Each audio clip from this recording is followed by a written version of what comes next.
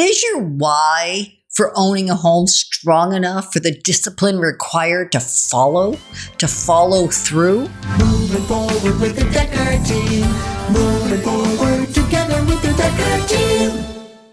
We are honored that for over 35 years, we've been able to come alongside you, not only selling, buying, and investing in real estate over 3,117 times, coming alongside you to build your fund, build your faith, build your fitness, build your finances, and even strengthen, heal, and flourish inside relationship.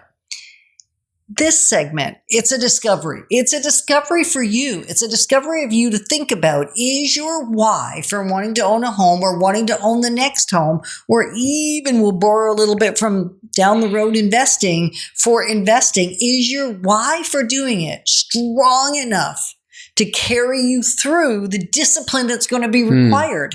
It's a big deal. Yeah, let's talk a little bit about why, because sometimes why brings up defensive-ness. Ooh, yeah. And sometimes, if you ask me why you do it like that, girl, yeah, I'm going to get why you do it that back with attitude.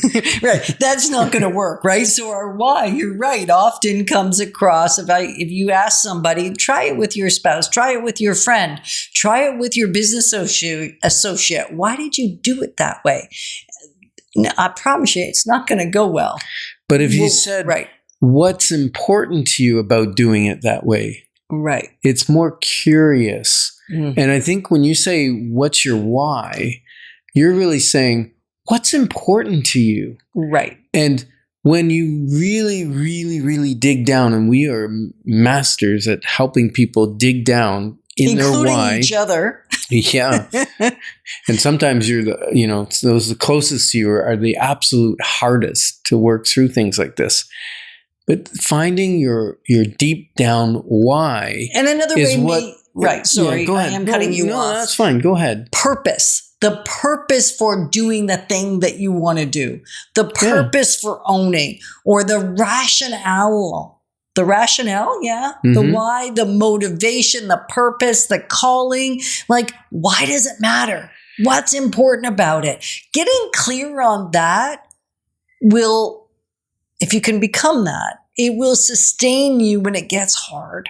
Because it will likely get hard. There are days I do not want to be out there ripping through those raspberry canes that have overtaken the back of my yard. There are days I don't want Ken to leave to cut the lawn. And yes, we had a lawn service. We could manage to do that. So we had a lawn service for many years. We had more upsets around the lawn service than we did around cutting it ourselves. So we took that role back on. We took it back on. Not a fun role, except he likes it. Yeah, but then again, like we talked in the earlier segment, now I have a ride-on lawnmower. Now I have to maintain that thing. Now I got to go buy gas and put gas in it. There's a lot more responsibility and steps. I have to change the oil. I have to get it maintained. I got to sharpen the blades.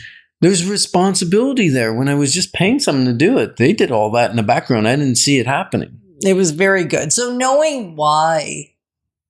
Right? We're going to go back to the why, but why in a way that you're asking yourself the question. And if you need someone outside of your immediate family members or your immediate circle to ask you the why or what's important to you about, that's actually an easier way to get to the bottom of it.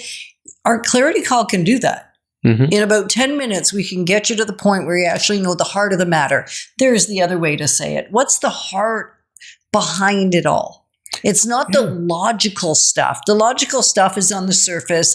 That's in the black. That's the, first times you answer it, you're going to give us those reasons, the rational thought. And then as we go a little bit deeper, and it's uncomfortable. Yeah, it's uncomfortable even now that I've been practicing this methodology for close to 30 years. Yes, that was a grimace on my face. It's does, if you can persevere and work through the discomfort of getting to the real answer, once you know why, you will discover the motivation to keep working through the tough spots. Yeah, when your purpose is clear, your why is big enough, your reason is big enough, your decisions become easy.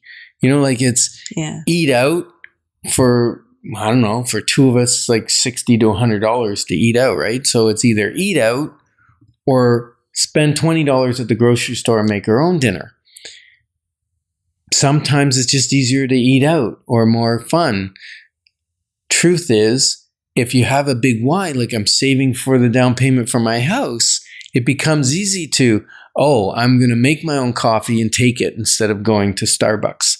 I'm going to make my own food, healthy food at home rather than, and maybe your big why is health.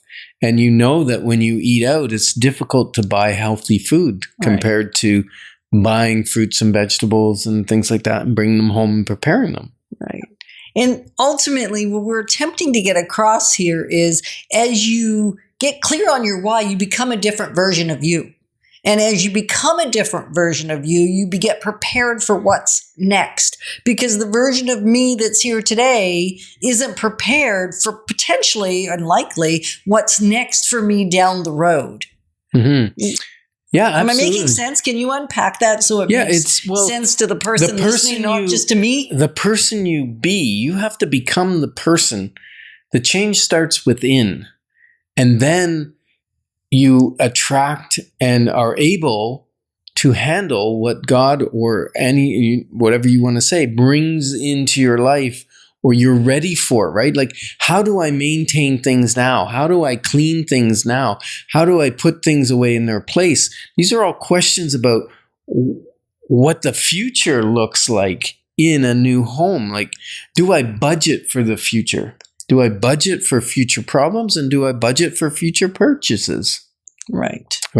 What's my character?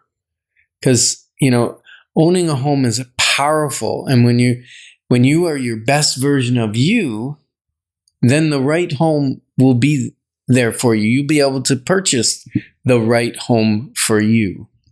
And it's not just about the equity. Like I often think about people talk about the equity in their home, and that's a belief system again. It's what can you do with the equity? So the whole question of eating out versus eating at home, because it is probably a fifth of the cost. Mm-hmm. It's probably about right. Will position you to have more, but not have to use more to get the more. Yeah, it's actually use less to get more.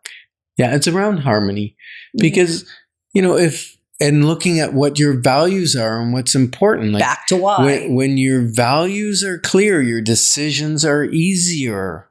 If your value is, I like going out, I like the energy, the entertainment, the service, the new foods that I can't make at home or that kind of thing, well then, you value that, so you'll put some money towards that, right? Somebody said once, show me your checkbook and I'll see what you value. Right. And same thing with your day timer. Show me where you spend your time and I will show you what you value in life. So, Yetta, this is going to hit a little hard. I know. Your dream home isn't just waiting for you. Or for your financial approval, right? Right. It's not waiting for the finances only to be in alignment. Yeah. It's waiting for you to become the one who belongs there. And we're glad that you joined us on Life's Inside Track, because when we move forward together, we've got this. Moving forward with the Dekker team. Moving forward together with the Dekker team.